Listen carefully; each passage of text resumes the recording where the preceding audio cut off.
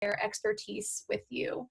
If you ever have questions about any of the topics we are talking about, feel free to add those to the chat box, and we will address those at the end of the presentation.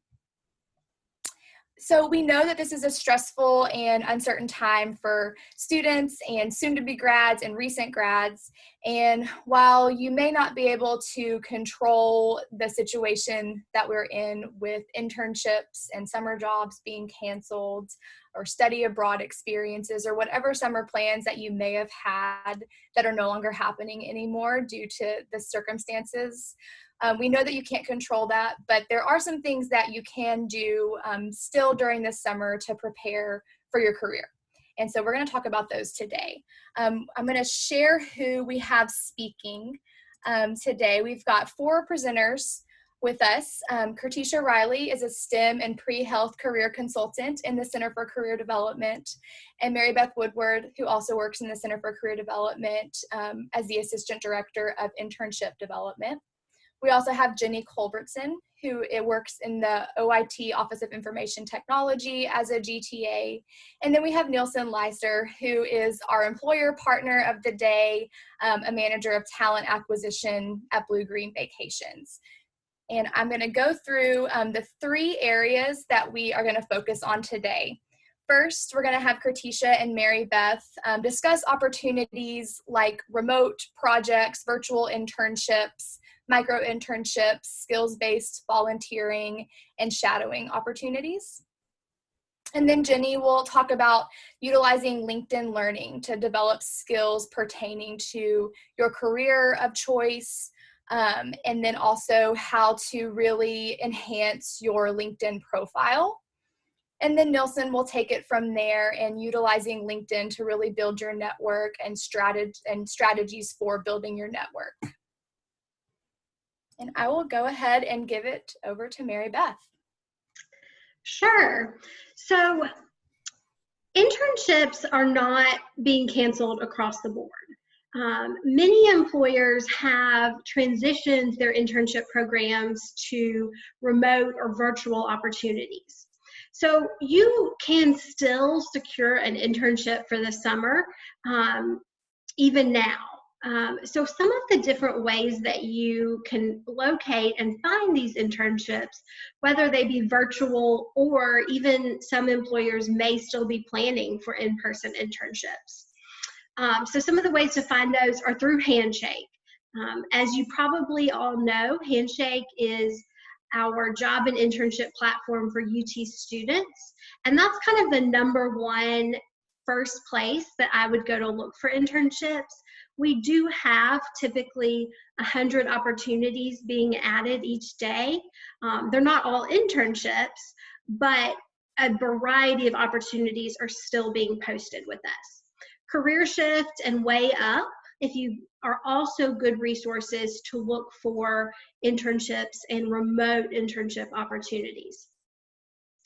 Do be aware that certain industries do lend themselves to remote internships a bit more. So if you think about industries and fields like communications or technology and IT, even education, all of those fields should be able to transition fairly well to remote internships. So if you're definitely interested in those fields, I believe that you might be able to find some opportunities on some of these websites. Another way to approach the internship search, let's say you already had an internship secured, or you were in the search process for an internship and it was put on hold because of the pandemic.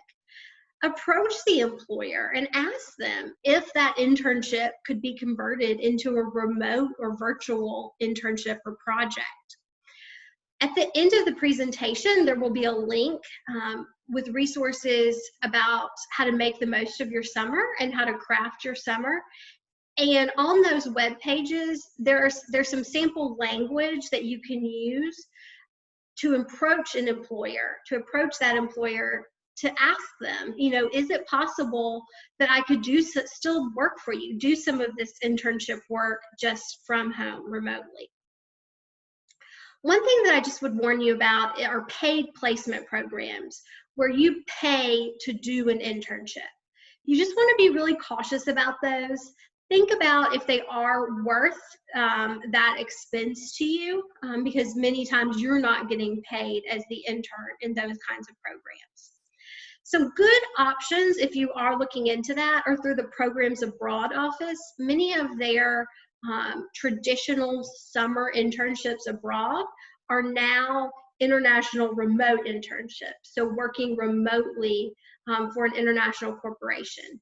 And those internship deadlines are typically mid-May, so you still have a couple of weeks to apply and to look at their internship placement programs. So definitely check with the Programs Abroad office if you're interested in that.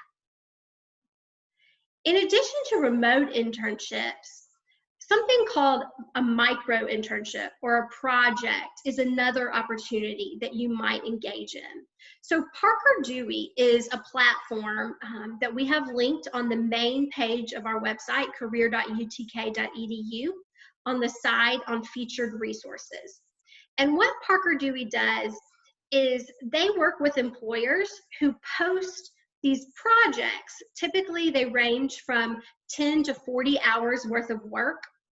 And the employers post these projects, you apply to them, and then if you're selected, you work remotely on that project for that employer, and you are paid for your work. So you can see each of the project titles, what you might be doing, and the pay that you might be getting.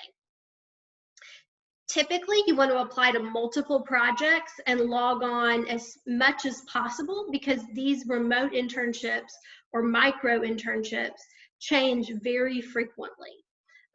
But those are great opportunities. You can do more than one in a summer. Great ways to gain some skills and get your foot in the door with a company. And then finally, another way to gain some experience is through what I might call skills-based volunteering. So this is where you might identify one or more nonprofit organizations that you really like their mission, for example. And you volunteer your unique skills and knowledge to help them on an issue or problem that they may have. So an example might be a communications student creating a social media plan for a local nonprofit in their area, or an accounting student reviewing the budget of a nonprofit and making suggestions about where to make some cost-saving measures, for example. So this skills-based volunteering is really a good way to build your resume or portfolio and expand your skill set, really put to the test what you've learned in class.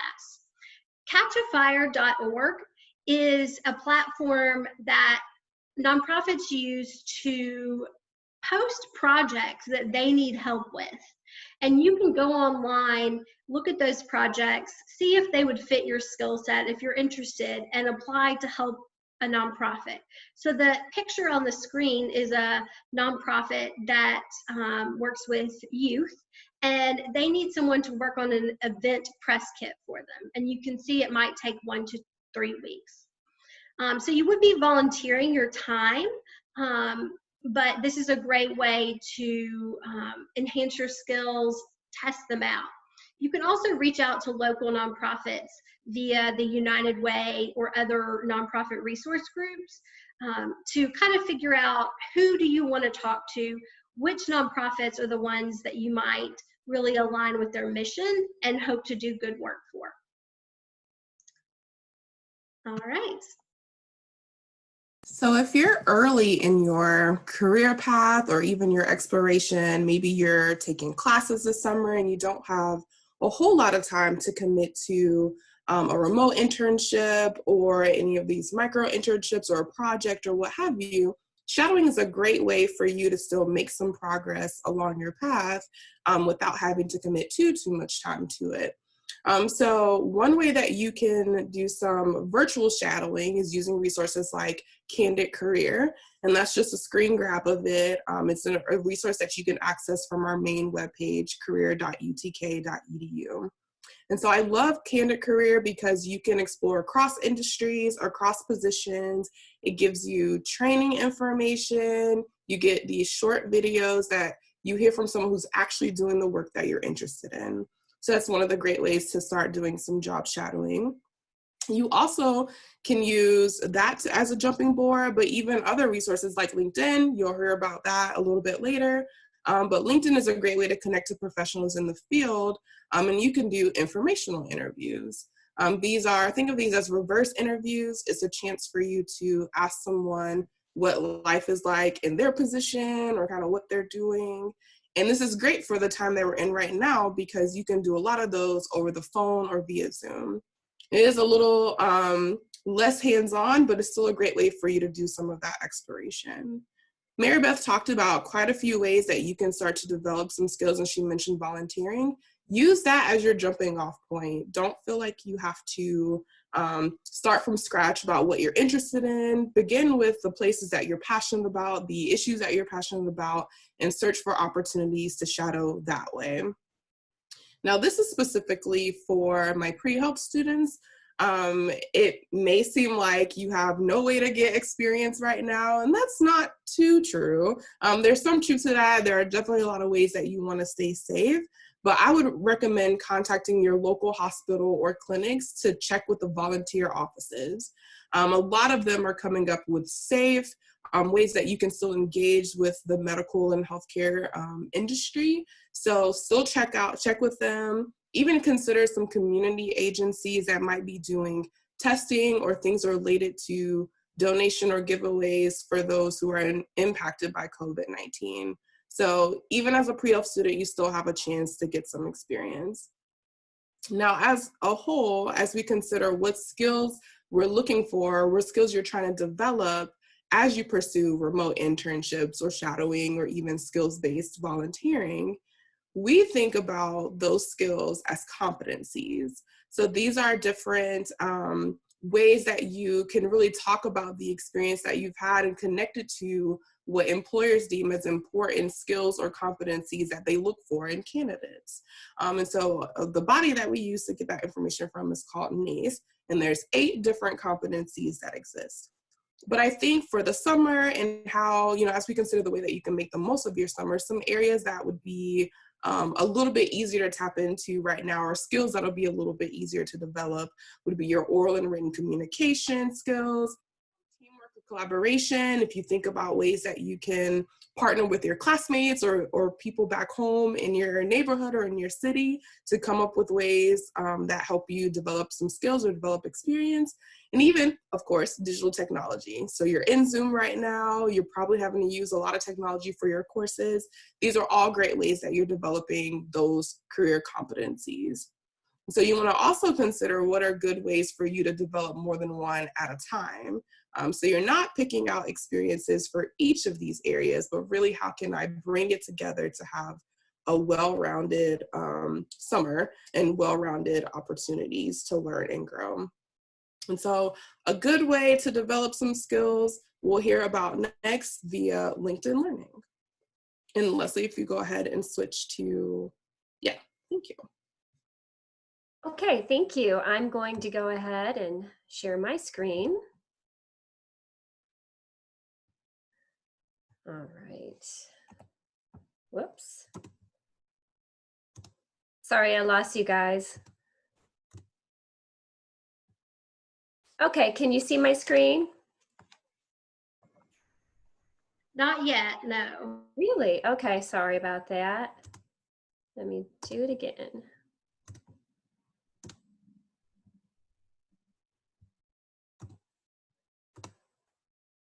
All right, there we go. Are we good? Okay, so I'm going to talk to you about LinkedIn Learning at first, and then we'll move on to LinkedIn. So LinkedIn Learning is a really wonderful resource that you have access to as a UT student. It's a really great benefit of being a student at UT because you typically have to pay for LinkedIn Learning. and you have access to it as long as you're a student.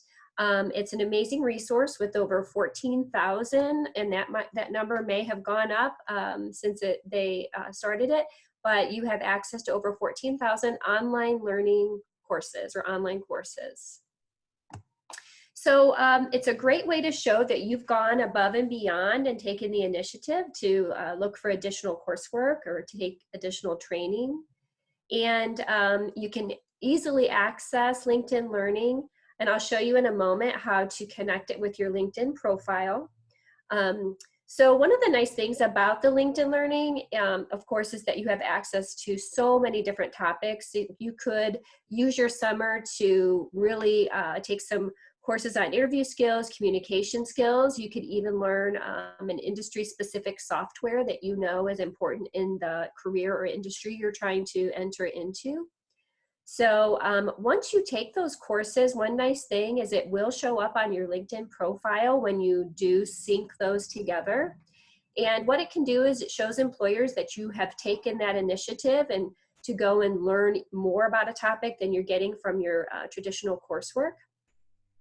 For example, you have access to the Adobe Creative Cloud as a UT student, and you could use some of your free time to learn Adobe Illustrator, Adobe Photoshop, things like that. That is available to you until June 1st, by the way, but it may be extended. So a great way to spend your summer and craft your summer is to go out and take advantage of these LinkedIn Learning courses. So I'm going to show you how to connect or sync your LinkedIn Learning profile to your LinkedIn profile. And the best and easiest way to do it is to just go to oitutk.edu/LinkedIn Learning. So if you want to take your phone out, take a picture of that website so that you can do that later, it's a good idea. You'll see a LinkedIn Learning button to the right-hand side of the screen once you log in. And then once you click on that, you're going to have the option to connect to your LinkedIn profile. So you'll actually see the screenshot there on the right. You'll see that pop up. It looks just like your login to LinkedIn. You'll log into your LinkedIn profile, and then what will happen is it will sync automatically. So when you go back to your LinkedIn profile, you're going to see this button here at the bottom of the screen where you hit a little play button, it looks like, excuse me, and that will take you to LinkedIn Learning right away, and then that shows you that you do have that synced. So what happens, one of the nice features about that is if I take a course on LinkedIn Learning and I go all the way through, typically you have exercise files that you download when you're doing the courses so that you're able to get right into the software, for example, practice right along with the instructors. It's a great setup. And then once you get all the way through, you're going to get a certificate, a completion certificate. Now you're going to be prompted right away. Once you get done with that course, you're going to be prompted right away to either post that to your news feed so that people that you're connected with on LinkedIn see that you've finished the course. You also have the option to add this to a certification area on your LinkedIn profile. So you can decide if you'd like to have that there. I encourage you to go ahead and allow those to be on your certification area unless you have like an industry specific certification, because oftentimes it will bump it down to the bottom, those certifications to the bottom as you add more LinkedIn Learning courses. But it's still nice to show it in your news feed, but you have the option to turn that on and off. Now let's say that you complete a course and you didn't put it on your profile initially. You can always go back to your LinkedIn Learning, log in, and then go to your profile, and then to the right of your profile picture, you can look at your learning history. You can access learning history, and you can go and add that to your LinkedIn Learning to show up in your profile at a later date. So you don't have to do it right away. You can add it later on. All right, so we'll focus on just 5 ways that you can improve your profile. If you are just now building your LinkedIn profile, these will be helpful tips for you. And then also to improve your profile, you might want to take advantage of these tips. So the first one, I'm going to get a drink because I'm talking and I'm starting to cough here. Okay, excuse me. So the first thing is your picture. It just really depends on the industry you're going into, but you're typically going to want to focus just on your face. You know, you're going to want to do shoulders up. Be careful where you're cutting yourself off in the photo. And typically it's a 400 by 400. We recommend you do an 800 by 800 photo because of the quality. And then what happens is when you upload that to LinkedIn, it's going to auto adjust for you anyways.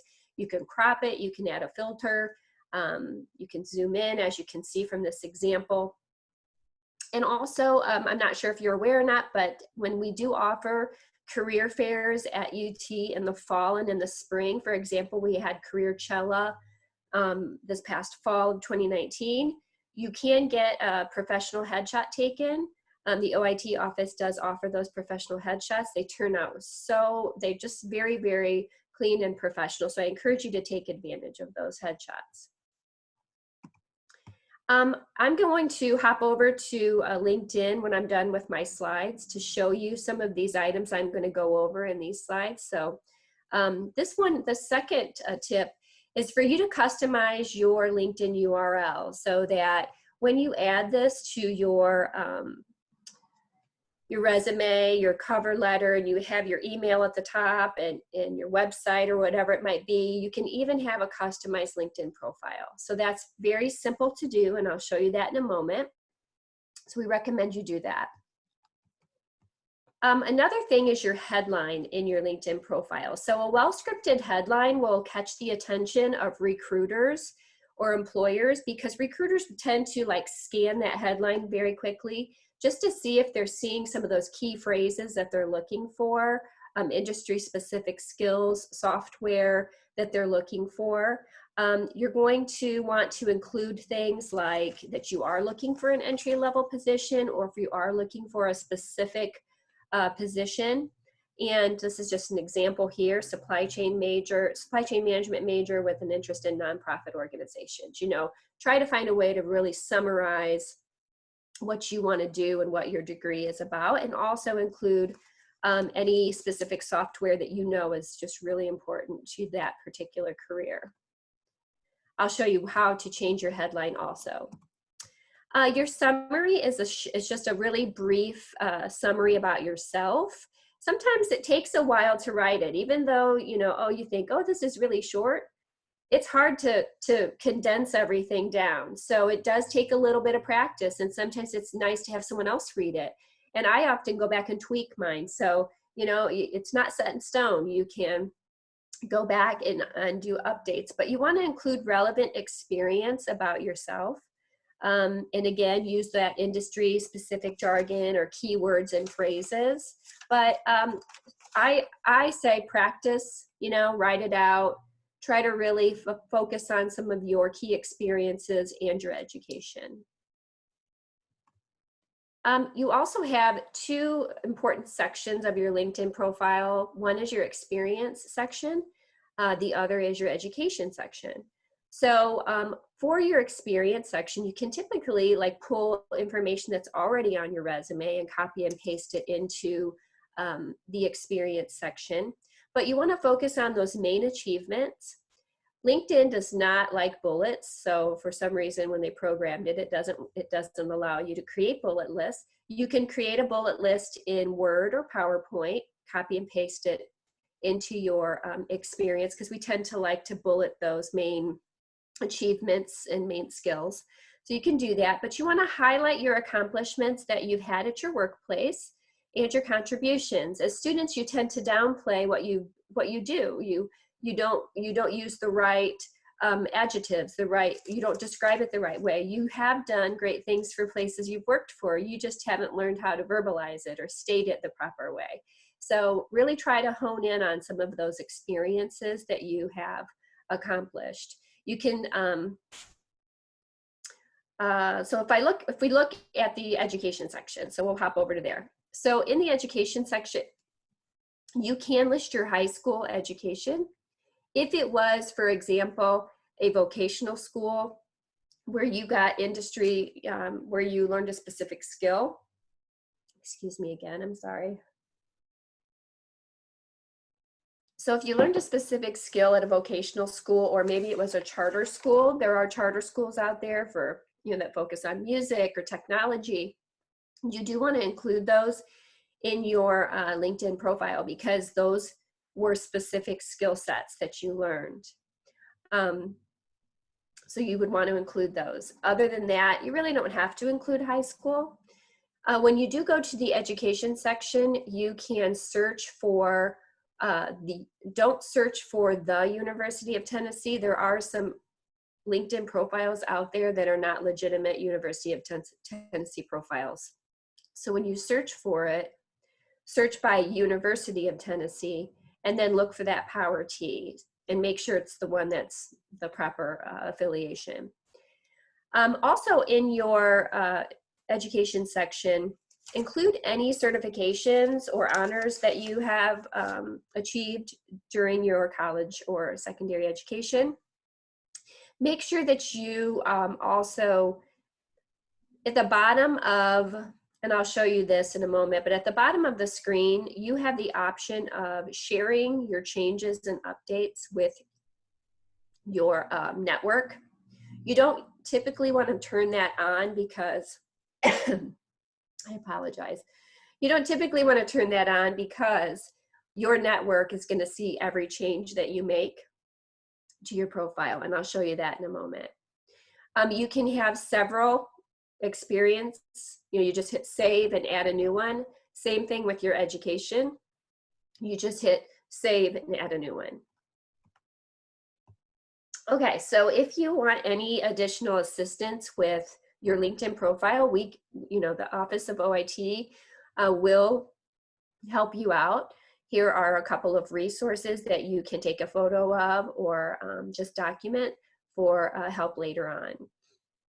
I'm just going to leave that on for a second, and then I'm going to pop over to the LinkedIn profile to show you a couple of the places to make changes.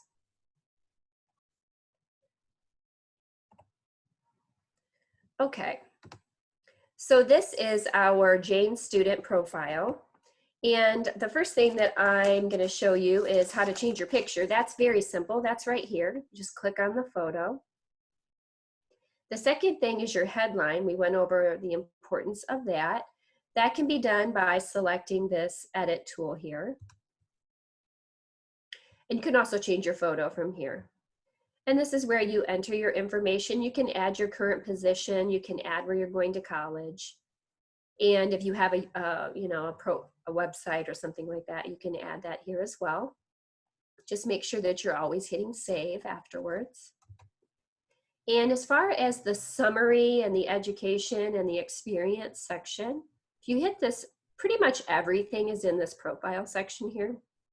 So if I hit the drop down, you have your intro section. That's where you can change your photo as well. And these are just little drop down tabs. So I'm going to close that, maybe. And then there's an about section. This is where you can also edit your summary as well. And you have your background. Background is where you're going to see most of the things that you want to make sure you at least include on a basic LinkedIn profile.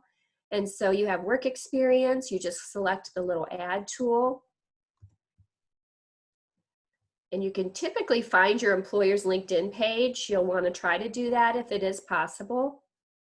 And of course, your basic information like you would include on a resume, start date, end date, and then a description. Here's where you're going to want to really highlight some accomplishments that you had on your position or in your education. You can upload any extra things as well, like any presentations, recordings, videos, things that you accomplished while you were at school or on the job.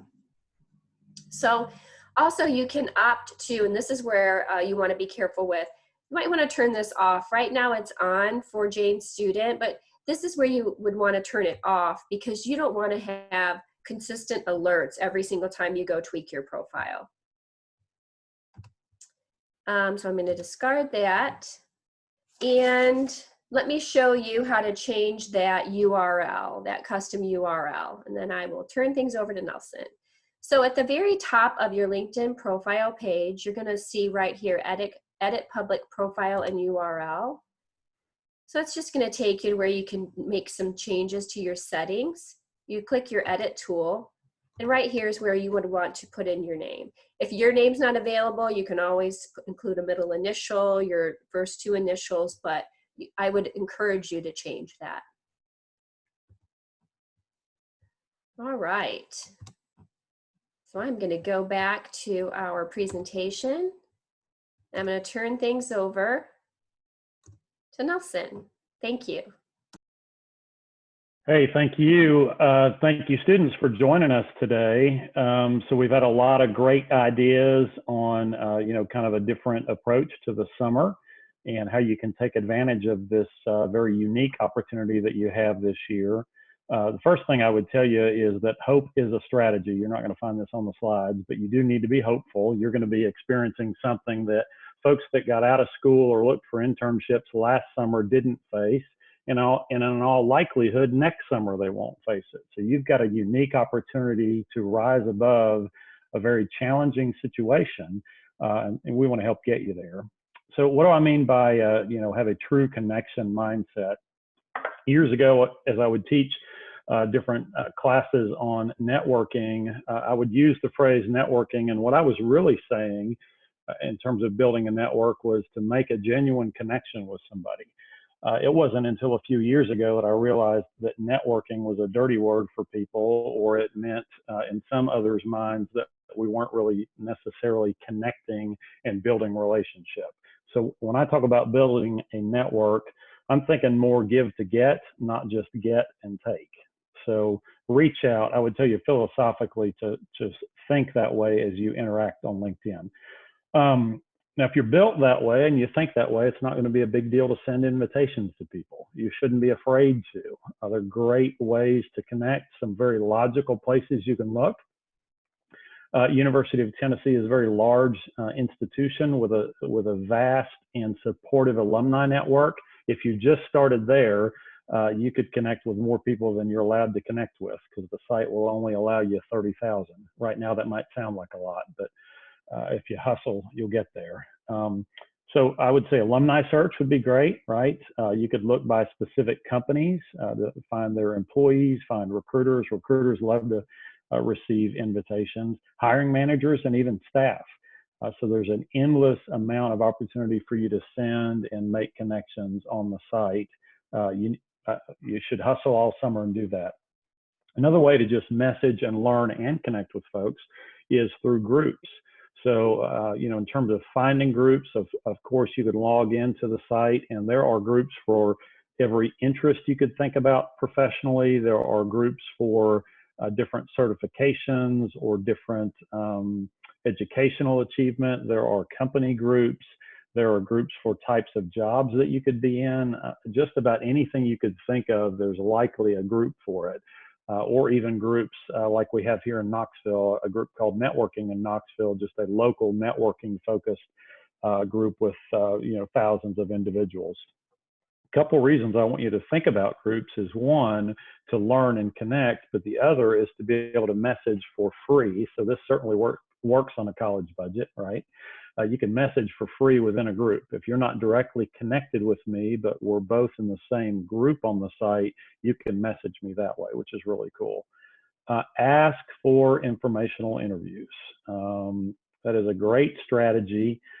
Frankly, that's a great strategy for a long time, regardless of what's going on this summer, in terms of the virus. It's just a great way to approach folks. Something else that you might want to add in your profile update, if you get into the privacy section, look under blocking and hiding, there's a way that you can turn on the ability for folks to follow you. I think that's a great tool. I have found that over the last few years, there are a large number of individuals that may not send you a connection request, but they might click the easy follow button. And it's just a nice way to expand your network and see who's kind of checking you out. So I think we are next back to Leslie and some questions. Yeah, if anyone has questions regarding really anything that's been mentioned or maybe something that we haven't mentioned, feel free to add these to the chat box. I'm going to go through. I don't see anything yet, but I'm going to give it a second. If anyone wants to type in a question, please do. We have our experts here that would be happy to answer them.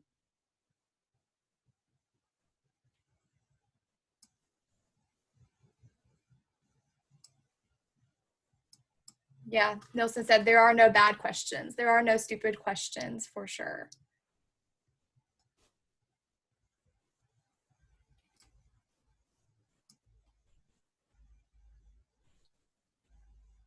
If we have time, Leslie, I can show Jane's student's LinkedIn profile and show how to quickly find alumni in groups if we have some extra time. Would be great. Jenny, I'll let you go ahead and do that. And if there are any questions while Jenny's doing that, oh, it looks like someone does have one, but it's a lot to type. I'll go ahead and show that quickly and then we can come back. Let me see if I can unmute her. Yeah, that's fine. So Nelson mentioned how to connect with alumni, and a quick way to do that is find the Power T. So if you have your University of Tennessee on your profile, or you know, you can go find the University of Tennessee page, but you just find the Power T somewhere, and it's going to take you to the university's page. And you can go down to the side on the left-hand side and you see alumni. And that's going to bring up, based on your profile, some alumni recommendations. But what's nice is you could even search by specific company. So if you're looking for somebody who works at Microsoft that's an alumni of the University of Tennessee, you can search for them. So it will bring them up, and then you can just come down and try to connect with them if you feel comfortable. And then also a way to get groups. Groups are mentioned. There's couple ways to do that. If you go up to your cubes to the top right of your LinkedIn profile page, you can see groups here. And you can just search the groups by, for example, let's say that you, so right now there's no groups, but I can discover groups because this is Jane Student. So Jane Student wants to discover groups, and you can see that there's some recommendations that come up. I tend to go up to the top, and I'll you know, let's say that I'm in supply chain. I can search supply chain, and then what comes up is different groups, because right now I have the groups selected, and these are all different supply chain groups, and you can see that, I mean, this one has almost 350,000 members. What a great way to build a network. What a great way to look for potential employers. So that's a couple of ways that you can find groups, and also look for alumni.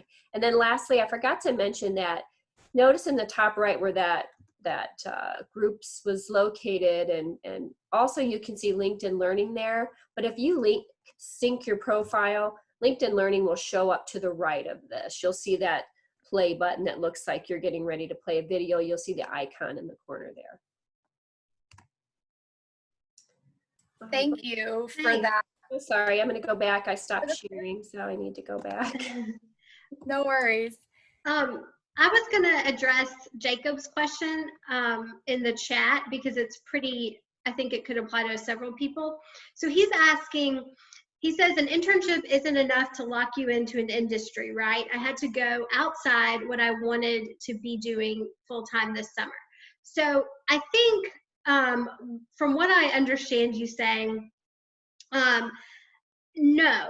If you do an internship in a field that is outside the field or industry that you ultimately hope to be working in, that is still valuable experience. You're still going to gain a lot of those transferable skills that Kartisha was talking about. So it is not locking you into, you know, pursuing a job in that industry. And I think this summer, a lot of people are going to have to be a little bit more creative with what they're doing. You know, if you wanted to be in hospitality, there just really aren't hospitality opportunities right now, or airlines or what have you. So I think even if it's outside your intended field, it's still valuable experience. And you can probably think, after you complete that internship, ways to spin it, ways to make it relevant to ultimately what you want to do. So I still think it's a great opportunity. Thanks, Mary Beth. Kertisha, did you want to answer Jessica's question about the engineering specific question? Yes, I'll answer it, but I know Mary Elizabeth had a question, so I wanted her to go first, and I think she is unmuted. Yeah, are you able to, can we unmute Mary Elizabeth? Let's see. She is unmuted. Mary Elizabeth, can you talk? Yeah, can you hear me? Yeah. So I was trying to type it, but it was so long. But so last semester I applied for an international summer IT internship in Sweden through Haslam Study Abroad. And like I went through the interview process and all that, and it was canceled like over spring break. But I never got like a notification from anyone that like I could still do like virtual. Should I still like contact the study abroad and see if I need to like reapply, or like what else I could do? Yeah. Do you know what third-party provider that was through? Let me check. I think it was Absolute Internship. Okay. Yeah. So they may not be doing virtual internships. They could have canceled everything, but there definitely are some providers that are doing virtual internships. I spoke with the main study abroad office for the whole university and not the Haslam one, but I definitely would follow up with Haslam or the main study abroad office if you are still interested in doing an internship virtually, because there are still opportunities out there. Okay, thank you. Check back with them.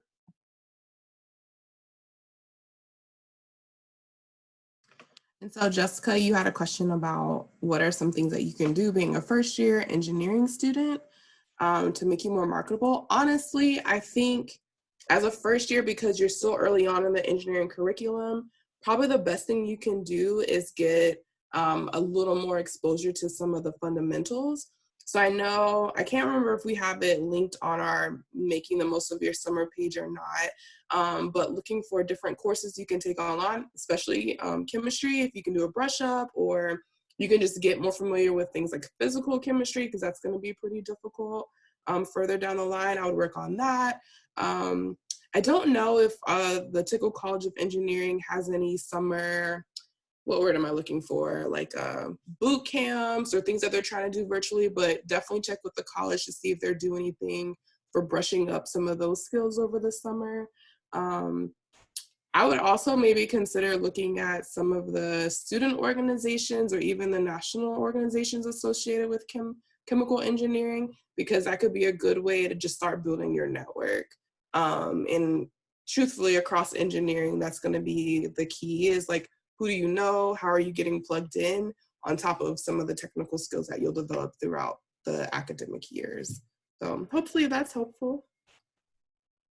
I'll add on to that also that you have, as a student, there's free MOOC courses, online MOOC courses that you can get through Canvas. So if you did want to brush up on a skill, you can search for those available MOOC courses. Yeah, it might be tempting to think that as a Chem E student, you don't need more of the computer science type of things, but all of the engineering fields do. So doing some of the MOOCs, or even just getting in touch with some of the offerings with OIT, are going to be a great virtual way for you to kind of develop some skills over the summer. I have something that I would generically say to Mary Elizabeth, Jessica, Jacob, and any student that was listening, you know, in terms of specific internships or courses or those kinds of things. I'd look at your volunteer experience, internships, whether they're paid or not, in any job and any organization you've been involved in. All of that from an employer's perspective counts as long as you're going above and beyond. A lot of it is mindset and attitude and the work ethic that you bring to the table, meaning I don't necessarily care if you had to just deliver pizza. I'm just going to make up a crazy scenario that you had to just deliver pizza this summer. What I want to know is that you were the best employee in that delivery situation, and you trained additional drivers and you worked late every weekend and those kinds of things. So think more in terms of just, how you can showcase your work ethic and your willingness to be a team player. And you really can do that anywhere. May not be where you want to be, but you also don't have to figure that out right now. I'm 50 and I'm just now figuring it out. So don't feel like you have to when you're 20. Thank you, Nilsen. I think that means a lot, especially coming from someone who looks at resumes and does the hiring, to know that some of those transferable skills and jobs that may not be directly related are still very valuable for students. If there's no other questions, Jenny, if you could go to the last slide. We just have a couple of resources here. So the Center for Career Development, we are available for one-on-one student appointments. If you need some help crafting your summer specifically to your career goals, that would be a good thing to talk about with a career consultant, and you can make those appointments on Handshake and get connected to the right consultant in our office for your career goals. And I highly recommend you do that. We are available through finals weekend over the summer as well for that. And then also the making the most of your summer webpage is also linked here. That has a lot of what we've talked about today. Several of the links that were shared and the resources, those are on that webpage. This recording of this video will also be on that webpage, as well as the slides. So if you want to reference the video or the slides at all, or share with a friend or share with other vols, that would be great as well. We'll try to get that up by tomorrow on that page as well. I think that is all I have. Thank you so much to our speakers today that gave such great information, and thank you to our students that showed up and asked good questions. I hope this was helpful for you to really think about how to still be productive this summer during this weird situation where things are being canceled, and knowing that there's still ways to gain skills and expand your network and really prepare for your career. Thanks, guys. I'm gonna stay off.